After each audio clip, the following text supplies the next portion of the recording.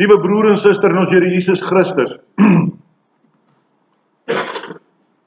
as ons kyk na hierdie teksvers, vers 11, en ek het vir interessantheid die 2020 vertaling gaan naslaan, waar daar staan, waarlik, een dag in u tempel is beter as 1000 daar buite.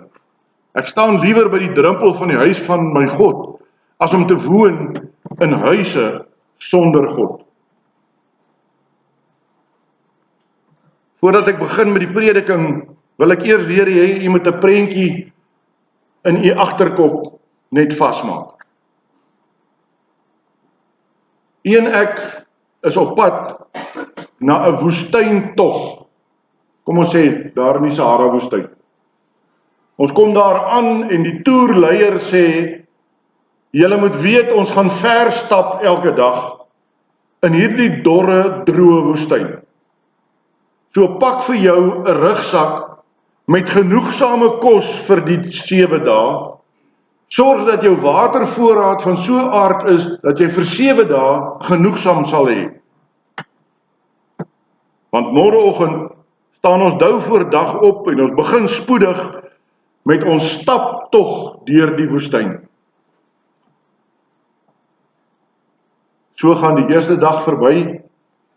Die tweede dag sê die toerleier vir jou dat jy jou kos en jou water moet begin ransoneer, maar nie in so 'n mate dat jy later sal begin ly aan ontwatering nie. Nee, jy moet genoeg eet en drink om jou kragte sterk te hou. Dit is immers nog 5 dae weg tot by die volgende oasis.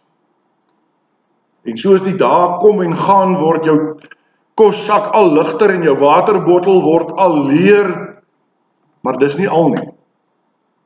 Ook jou kragte word minder en jy sien met verlange uit na die volgende oase.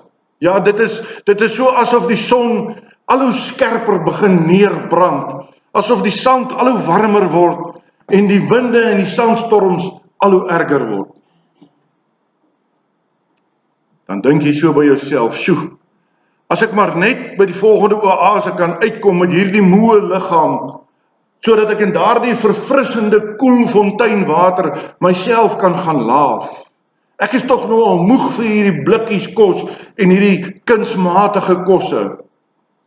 Dink net hoe lekker sal 'n bord gekookte kos daarom nou wees.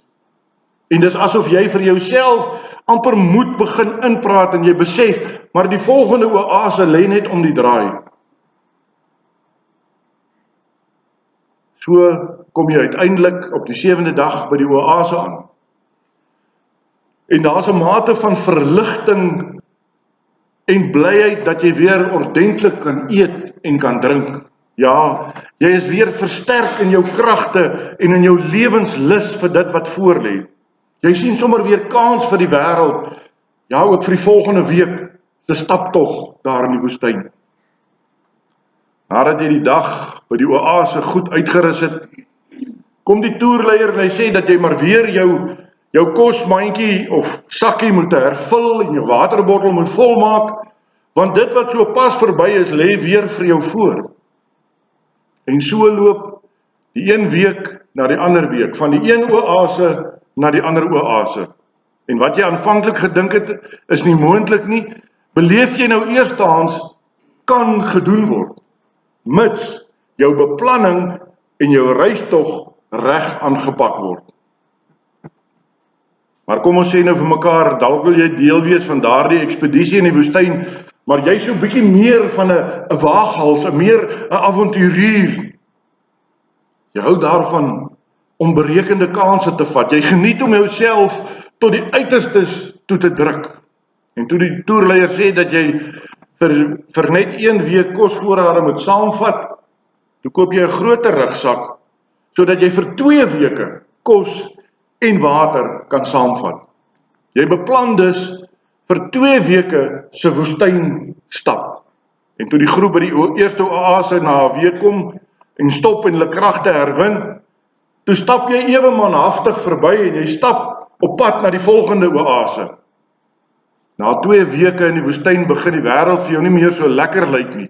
Die duine raak al hoe hoër en jou tree word al hoe kleiner. Gereeld hier in jou verbeelding wil jy jou verbeel dat jy sien die eindpunt, die volgende oase, maar as jy daar aankom, dan besef jy, dis net 'n ligspieeling wat ek raak gesien het. Gelukkig hou jy kop en volg jy net die rigtingaanwysers na die volgende oase, en toe jy uiteindelik by die oase aankom, was jy baie dankbaar en verlig. Jy besef dat dit nie werklik nodig was om jouself so te beproef nie, maar jy het dit daarom gemaak. Nou smaak daardie bord gekookte kos soveel lekkerder. Jy weet nou ook dat jy, as jy wel in die toekoms vir 'n langer as 'n week in die woestyn moet reis, dat jy dit sal kan doen. Maar gelukkig hoef jy dit nie altyd te doen nie.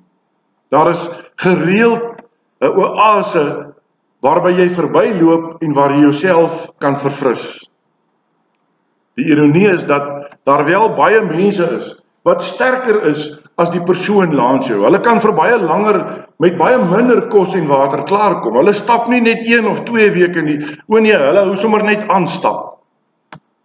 Hulle is so vol van hulle self dat hulle meen 'n oase is net 'n vermorsing van kosbare tyd. Hulle moet so gou as moontlik ander kant uitkom. Daar is nie tyd vir ditjies en daadjies langs die pad nie. En weet jy, my liewe broer en suster, die uiteinde van hierdie mense is gewoonlik 'n eensame graf iewers daar in die woestyn. Hulle kos en hulle water het skielik opgeraak. Hulle het gedink daar is nog kos en water oor, maar die waterbottel was leeg. Die kos was op. Hulle het te veel by oasisse verbygeloop, hulle het nie volgemaak soos wat daar van hulle aanvanklik gevra is nie. Hulle breine begin met hulle woer speel. Hulle het van die vasgestelde roetes begin afbeweeg, omdat hulle ander oasisse, ligspieelinge begin raak sien het.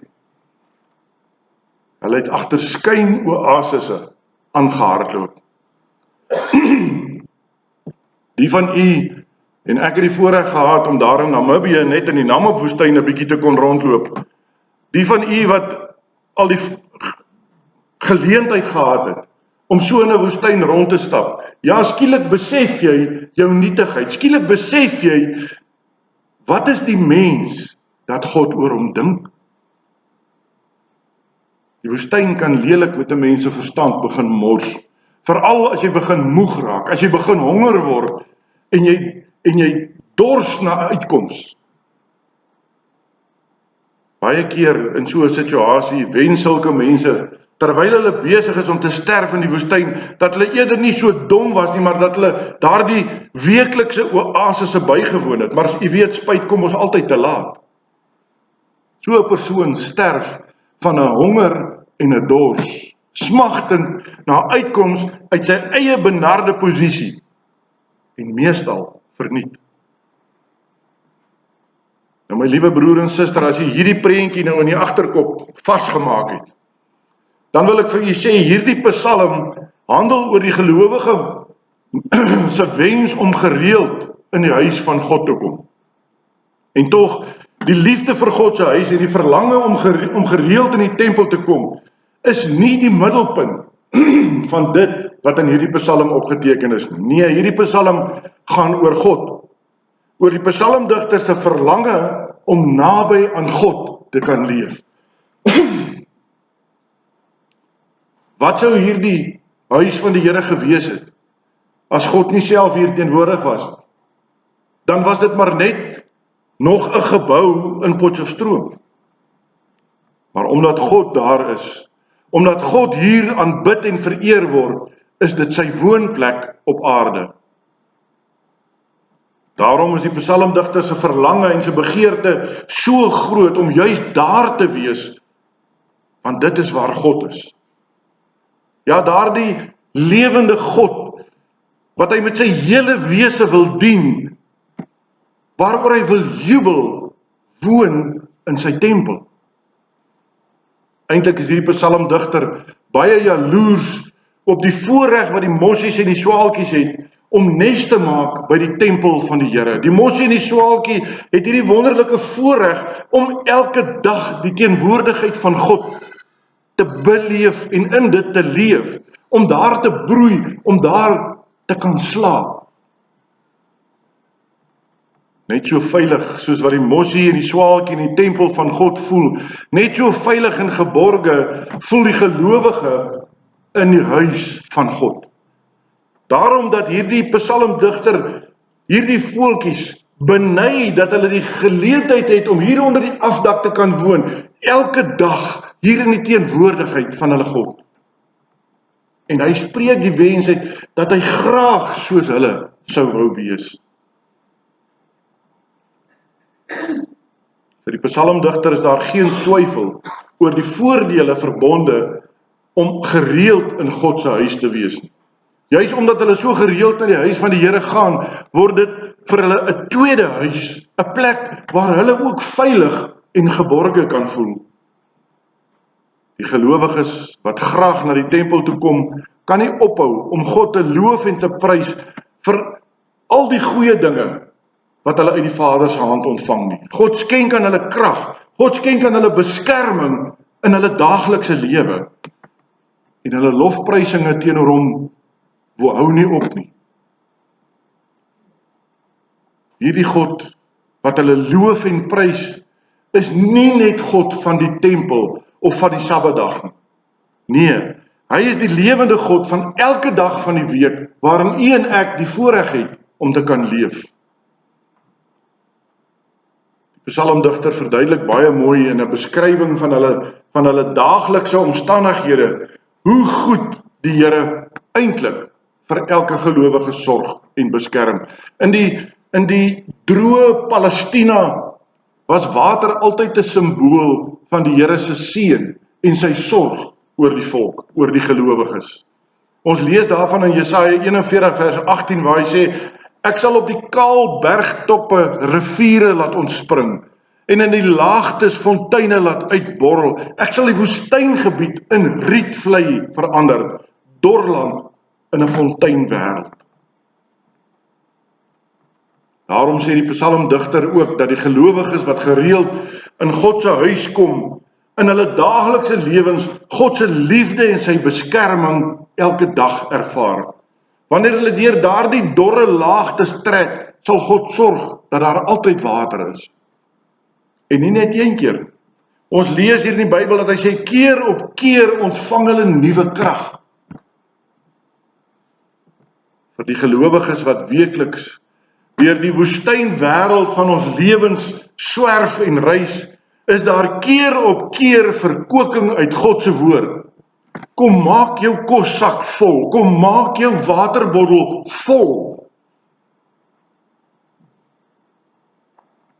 Hierdie psalmdigter kan maar net nie wegkom van die begeerte af om by God te wees nie.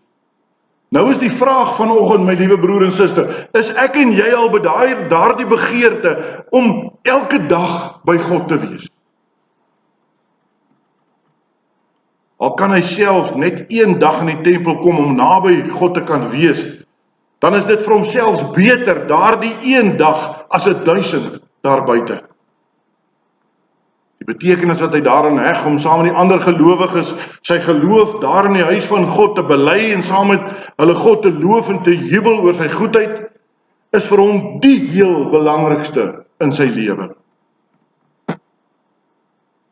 Weereens hoor ons hoe hy diegene wat daagliks in die huis van God kan wees beny. Dis asof hy so 'n tikkie jaloersheid in hom het vir daardie mossie, vir daardie swaalkie wat elke dag onder die dak van die huis van die Here kan woon, en hy kan dit nie doen nie.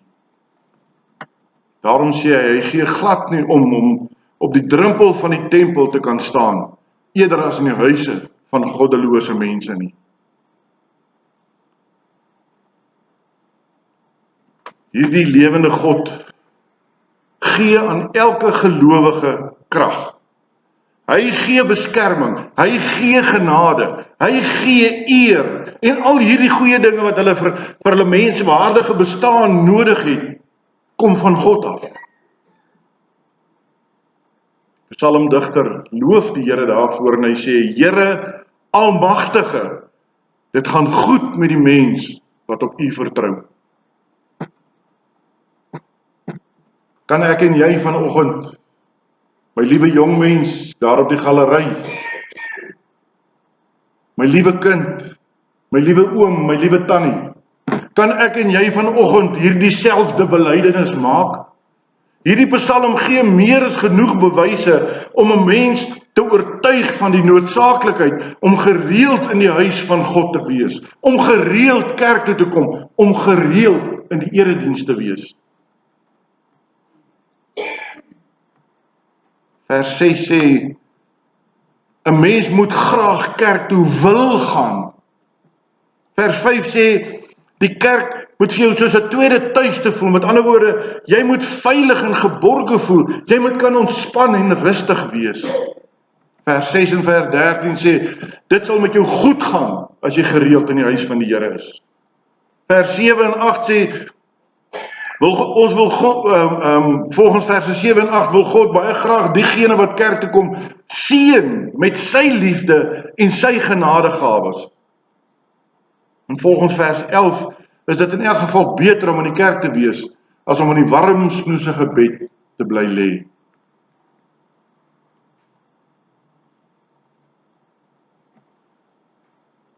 En dan sê die woord van God dat ons nie moet kerk toe kom, erediens toe moet kom met lang gesigte nie. Nee, die erediens is dus juis in die gees van vreugde en blydskap waarin dit plaasvind.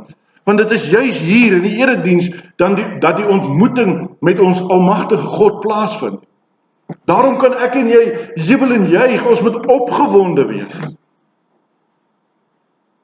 Die erediens is juis daar sodat ek en jy iets aan God kan teruggee.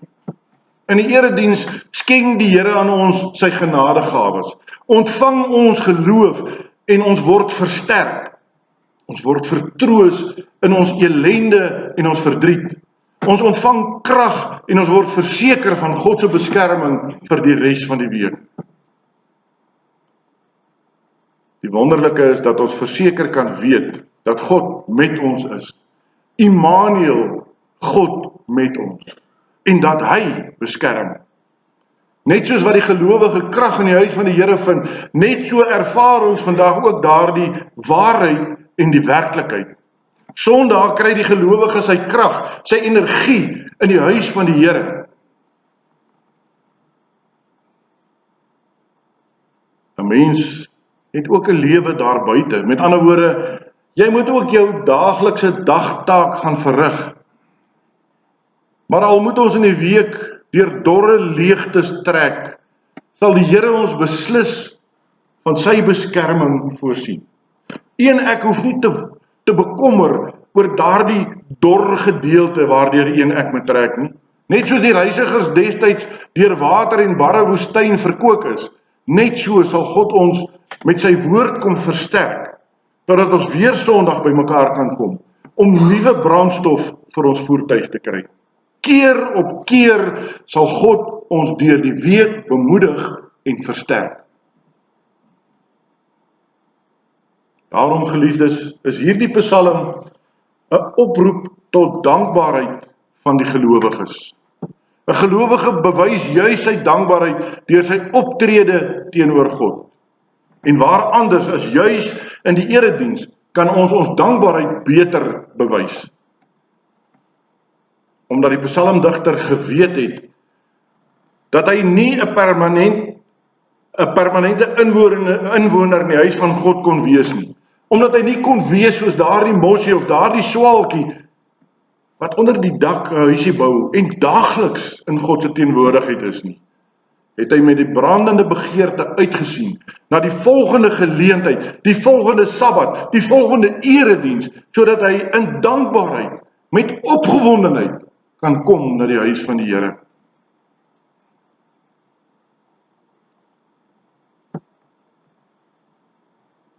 Ons moet in die wêreld gaan leef, sodat die wêreld kan leer en kan sien, wat is dit om 'n gelowige te wees? Ons het net 'n geloofslewe, en dit is wat Jesus Christus van ons vra. Ons kan nie sê dat ons Sondag so sal lewe, soos wat van gelowiges gevra word nie, maar die res van die week, lyk jou en my lewe net soos die volgende persoon daar buite nie.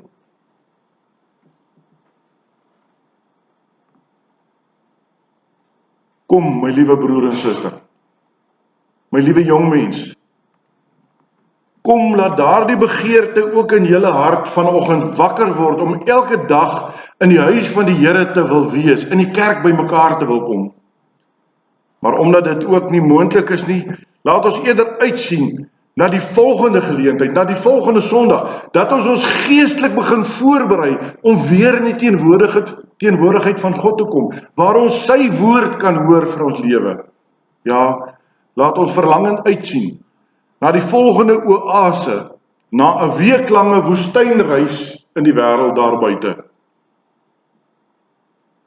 Ja, u en ek moet gereeld kerk toe kom, sodat die kerk vir ons as ware 'n tweede tuiste word. Waarlik, een dag in die huis van God is beter as 1000 daar buite. Dis my gebed vanoggend, dat dit werklik in elkeen van u se lewens, deur die werking van die Gees, so sal verander, dat ons nie kan uitsien of kan wag vir die volgende Sondag om in die teenwoordigheid van ons lewende God te kom nie. Amen. Kom ons bid saam. Driemaal heilige God en Hemelvader, aan u kom toe al die eer, al die lof, al die dank, al die aanbidding van ons harte. Here, moet ons hele mens wees, wil ons voor u kom neer lê en ons wil u loof en prys vir soveel genade, vir soveel vreugde. Here, en as ek vanoggend nog nie die regte gesindheid het nie, wil ek pleit dat u deur die werking van die Heilige Gees my gesindheid sal kom verander, dat ons sal saamspan en ingespan word, dat ons hierdie wa van Jesus Christus deur die drif kan trek, dat dit sal wees tot u eer, tot u verheerliking, maar ook tot elkeen van ons se saligheid. Dankie Here, vir nog 'n week se ongevraagde genade, wat elkeen van ons kon beleef uit u Vaderhand. Die feit dat ons vanoggend hier is 'n bewys dat ons uit dankbaarheid tot u wil lewe. Maak ons 'n eenheid, Here, tot u eer en tot u verheerliking. Maak ons 'n liefdesgemeenskap waar ons u kan loof en prys met alles wat in ons is. Dit bid ons in diepe afhanklikheid in die naam van Jesus Christus. Amen.